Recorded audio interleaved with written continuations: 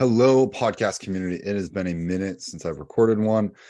This is Three Questions Podcast. My name is Cam King. This is episode number 32. Three questions that we're going to go over today. These are good ones. I appreciate everyone that has submitted anonymously these questions onto the podcast. The three questions for today in episode 32 is number one, should women feel empowered in today's world? Number two, why do women always leave relationships first? Number three, what are some not so subtle differences between a man and a woman in a relationship? These are very complicated questions. We'll hit them right after the break.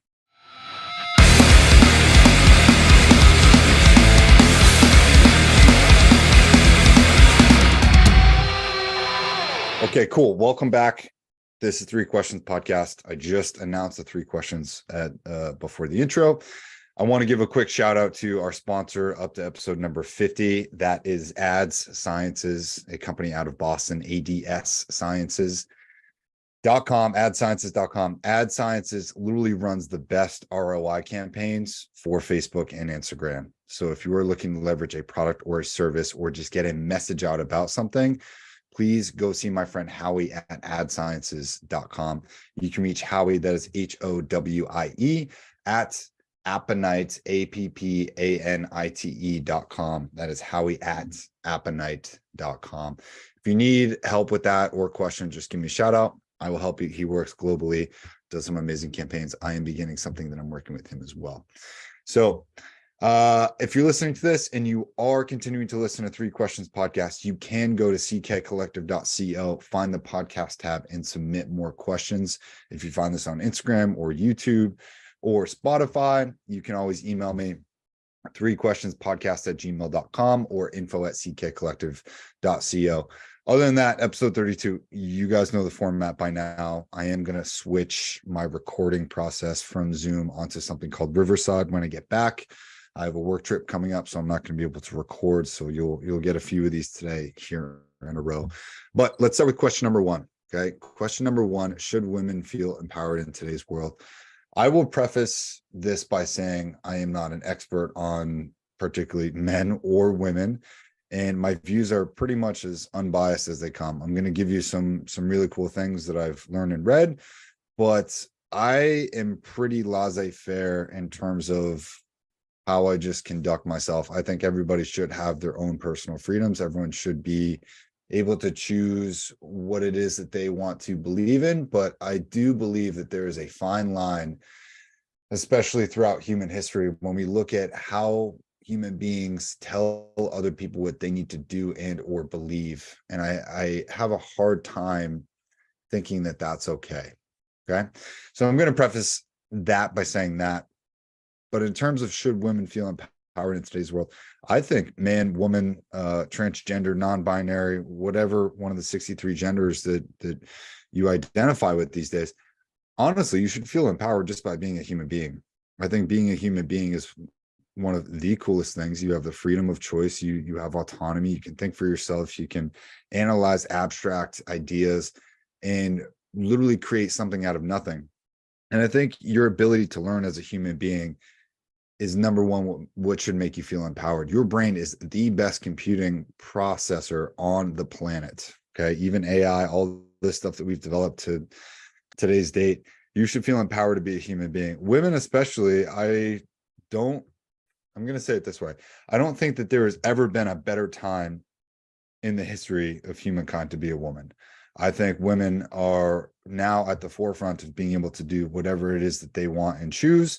Obviously, they fought so many battles from women's suffrage in the hundreds, if not thousands of years of less than preferential treatment, not even close. Women have historically gone through a much more difficult time than men as a whole, if we compare the two.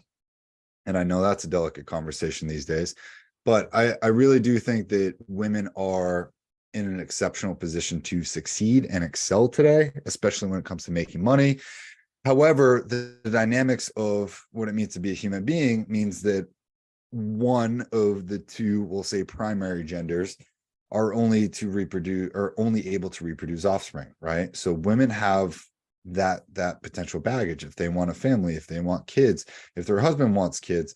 Or if a boyfriend, girlfriend, woman, excuse me, husband or wife want kids, you have to make a sort of sacrifice and choose between your career or your family. And that can be somewhat detrimental, right? Because if you're in your 20s or your 30s and you're crushing it, at what point can you really take a career and continue to be successful at a high level? Now, thousands of women do this every single day and excel at it and absolutely crush it. And that is awesome. It's so cool and good to see.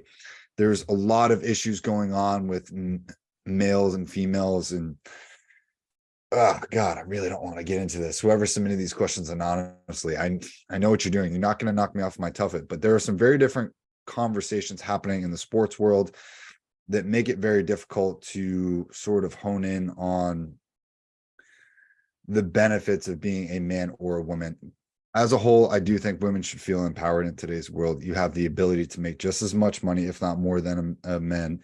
I think we have more female CEOs than ever before. I've worked with an abundance of highly creative, highly skilled females, and I think they should be touted for their work. And it's amazing to live in a time and a place in an era where we appear to be separate but equal. I always sort of see it as like a yin and yang type solution. I think women are really, really good at things, especially in relation to multitasking or just fine motor movement. And I think men are really good at some other things, right? Protecting and providing and other legacy type endeavors. So I think that while we are very, very different in how we go about things and the things that we can be good at, yes, there are equal opportunities across the board. And yes, I think that women should feel empowered without a doubt, undoubtedly, in today's world. I just hate, and I'm putting this as a caveat, I hate when I see and hear women try to tear men down. I don't understand that, right? If someone is part of that pro-feminist movement, if someone has other thoughts, then they can educate me. I am all ears about this. But when I see other people trying to tear men down from being men, I get a little bit upset. And maybe that's something I can talk about in a future podcast. That's all I have for this question. That's 5 minutes. All right, jumping to question number 2 here. Why do women always leave relationships first? Yeah, I knew this would be a tough podcast. And here's my answer. Having been on the other side of this twice in a serious manner, right, where I've been broken up with, I think men have historically and genetically have something tied to us where we need to ride the plane in. We need to ride the ship down. We're going down with the ship. I think men are hardwired, and it comes from an essence to protect and provide continuously and selflessly. I think men do have this. I think every biological male has this within them, and it's part of our honor code. And there's a book called Understanding Women and Understanding Men and Celebrating the Differences Between Two by an author named Alison Armstrong. And I would highly, highly encourage you to read this book because she studied men and women for decades. And she comes to the conclusion that men have honor and they have a code and women do not, right? Women are loyal to their emotions. And I think if you can understand that men want to protect and provide selflessly for the service and protection and, providing for others, while women are typically loyal to their emotions, and then second come their kin, so their kids, okay? But they don't really have the same sort of honor and integrity that men have, okay? They don't have that sort of selflessness. I'm not saying that as a blanket statement. I know there's 1,000 shades of gray in between, but I'm saying for the most part, these are the things that she has studied and sort of brought to light. And I think that has a difference when women actually leave relationships first, because women go through a lot of different emotions more than men. I am going to say that as a blanket statement. And I think women process things a lot faster. They process potentials. They process how they're feeling. They check in with themselves. Women are so much better at self-care than men. And this allows them to sort of mature faster. Okay. Obviously, we know they go through puberty before, men do, before boys. And as women sort of mature and grow faster, I think their internal processing has to as well. One of the things that Alison Armstrong also talks about in these books is that women are constantly evaluating their environment for threats or perceived threats. And when they feel like there's too many perceived threats, that's when they sort of get spooked and leave. And I think that sort of cave woman aspect still sticks with a lot of people and a lot of human beings in today's world. And I think that is why women leave relationships first. I think they do all the grieving while they're still in the relationship. And then leaving the relationship is typically one of the last things that they do. So by the time that they leave it, they've already processed that grief. They've already thought about this 1,000 times. And so often men are like, wait, what the fuck? You're breaking up with me? And they don't see it coming. This happened to me. I was in a long-term relationship, and I don't want to say I didn't see it coming, but we were going through a rough patch, and I thought we were working through this, and I was almost out of my tunnel of just stress. And I was in a very, very stressful part of my life. I had a lot going on, and I was burnt out, suffering from adrenal fatigue, and I was just irritable and irritated all the time. I was miserable to be around. And I had not processed the fact that, my partner at the time leaving could be a potential. And I was pretty much blindsided by that. Retrospectively looking back later, I can see, hey, she probably processed that, thought about this, and took my words to heart when she wasn't feeling the love and decided to leave. I do think that women leave first, but I also, maybe around 50% of the time, I think that women leave as a test because they want to test their men. And whether or not you get back with the next, or whether or not you get back with the partner that just broke up with you, I think oftentimes breakups can be a test for either party to see how you're going to react, to see if you're emotionally strong, to see if you can hold your composure. And I think that's not really something that's discussed widely. And I think more men need to realize that. I think more women also need to realize that. And maybe they're doing it because they know it or not, but this is something to think about. And I would like to see more people have a discussion about this, because I really do think that there is something there. Okay. But yes, women leave relationships mostly because their ability to perceive threats is far greater than men's. Okay. So they process the threat, and then they decide that, hey, this is no longer a safe environment for me. I don't see a future here. And then they grieve the end of the relationship, set up, whether it's a new person, or set up their exit plan or strategy. And then the last thing that they do is leave because they've already taken care of everything else. And then, the partner or the men are left to pick up the pieces. And that is absolutely essential for a man's growth. But that's another question, and I'm out of time. Question number three, what are some not so subtle differences between a man and a woman in a relationship? Well, I think I hit on those pretty good. Okay. Especially, and again, if you have other opinions and thoughts, I am so down to hear your thoughts. I love having these conversations. I talk with my girlfriend now a lot about this stuff, and we have some really good discussions about it. So please don't get upset. If you don't like what you're hearing, you can skip to the next one, or you can reach out to me, and I would love to hear your thoughts, because I'm always looking to grow and get educated here as well. Some not so subtle differences between a man and a woman in a relationship. I talked about these, and I really want to hang my hat on the fact that most men have an innate ability and wants and desire and need to protect and provide selflessly. Okay. We want to make a bunch of money. We want to take you out on a bunch of trips. We want to go have a bunch of really good times. And we want to do this for you with nothing in return. We want to do that for you because it feels good. Okay. And men, if you disagree with me, I don't know. I'll fight you on this. I truly believe that all men have this ability within them. Okay. We want to provide for the people that we care the most about, and we don't want anything in return. I think that is like a crux in order to be a man. Also, for men, I know this because I know this about myself, and I've read it in about 5 different books now. All men want at the end of the day is to be needed and appreciated. Okay.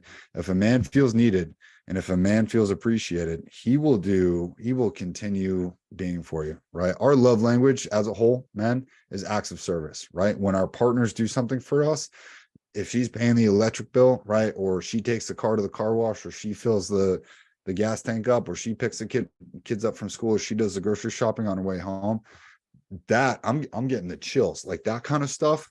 Oh, amazing. So women, please pay attention if you're listening to this. Just do acts of service for a man. It doesn't always have to be bedroom related, but like just doing those little things, right? Doing the dishes or taking care of it. We notice that stuff, and that feels so good. As a whole, we just want to feel needed and appreciated. I also think, as I mentioned earlier, and maybe we can talk about this for a minute, but women deserve to be treated well. And I think a not so subtle difference is that it is the little things, guys. When we can do the little things, like write her little love notes, like spray some of her clothes with our perfume, or just buy flowers, or surprise them with gifts, or just take them out and mix up the routine, right? When we can continue to court women like to just be continuously courted, and not enough people in the dating world and relationship world sort of talk about this. But no, doesn't matter if you've been together for 6 months, 6 years, or 60, right? The courtship never really stops. And women, as far as I've seen, especially with partners and women that I've had these conversations with, they don't like to be bored. They don't like when guys are predictable. Every girl wants a funny guy. That's on every dating profile of all time for females. But I will say that women just want to be continuously courted and surprised. And I think it's so much easier than guys make it out to be. Guys are very routine based. We're very habit based. We like to do what we do. We like to do things at certain times, and we pretty much set it and forget it. But it takes a really sort of creative person to like have to break out of our stuff and surprise women. And I think that, guys, if you can focus on that aspect of your relationship, I think you're going to have a happy relationship for a very, very, very long time. Don't just take her out to eat once a week. Take her to new places, surprise her, show her that you're growing, right? Take her to a Broadway show, book a trip to, I don't know, Nigeria, go to Tanzania, just go and do different things for your women. And she wants you to make the decisions for the most part. Okay. I will say this because my partner, she likes to make a lot of decisions, and I step back and say, okay, this is your turn. But I think that women as a whole like when a man is decisive, likes when they do not know what he's thinking or what he's going to do. And they like when you stick to your boundaries, right? When you say, hey, this isn't okay, or hey, whatever. Do not sacrifice your laurels, your principles, your boundaries, your protocols, all your non-negotiables, all the things I talk about in my personal strategy sessions with clients. Do not sacrifice those things for the sake of anybody. And that goes for both men and women. Now, that's all I have. I'm out of time for that question number 3. This has been episode number 32 of 3 Questions Podcast. I do officially need new questions. So if you're listening to this, please send them in, email, Instagram. And if you want personal strategy and coaching sessions, you can go to ckcollective.co. I'm always keen to have new clients. I have 1 open spot available, I think. So check that out. Also, my CMO for Hire product, that is turning into an annual subscription. I'm going to change the price, but if you want to leverage your company and your company's success over the span of a year, please go to CMO for Hire on ckcollective.co. I also just launched a new store. It's called Artemaya. Okay, so if you're looking for wall prints, for canvas prints, for poster prints, frame prints, and awesome clothing, you can go to artemaya.com. That is art IMAIAH. artemaya.com. Go check it out. I'll put that in the link description, and go follow it on Instagram as well. But I appreciate you guys as always. I'll see you guys in the next one. Peace.